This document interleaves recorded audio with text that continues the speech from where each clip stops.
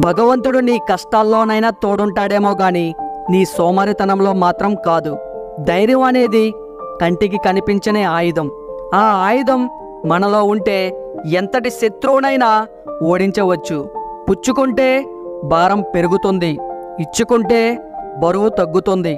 నీకు మర్యాద ఇవ్వని ఇంటికి నువ్వెప్పుడు వెళ్ళకు.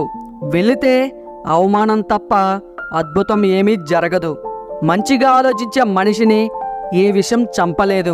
అలాగే చెడుగా ఆలోచించే మనిషిని ఏ మందులు బాగు చెయ్యలేవు. బంధం అనే పుస్తకంలో పొరపాటు అనేది ఒక పేజీ మాత్రమే. ఆ ఒక్క పొరపాటు జరిగితే సవరించాలి, కానీ మొత్తం పుస్తకాన్ని చింపివేయకూడదు. మనం ఇతరులకు ఎన్ని సలహాలైనా ఇవ్వవచ్చు, కానీ ప్రవర్తన నేర్పలేం. కోపంలో అనే ప్రతి మాట నిప్పుతో సమానం. నిప్పు విసిరేలోపు నీ చేతినే కాల్చగలదు. బాగుండటం అంటే బాధలు లేకుండా ఉండటం కాదు.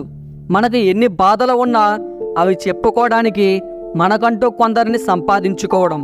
ఎక్కడైనా సరే తెలివిగా మాట్లాడడం కంటే తెలిసినంత, అవసరమైనంత మాత్రమే మాట్లాడడం గొప్ప విషయం. ఈ వీడియో మీకు నచ్చినట్లయితే మీ సపోర్ట్గా జస్ట్ లైక్ చేయండి చాలు. అలాగే మీకు ఇందులో ఏ పాయింట్ నచ్చిందో తప్పకుండా కామెంట్ చేయండి. ఇలాంటి వీడియోస్ కోసం ఈ ఛానల్కి ఇప్పుడే సబ్స్క్రైబ్ అవ్వండి. Thank you.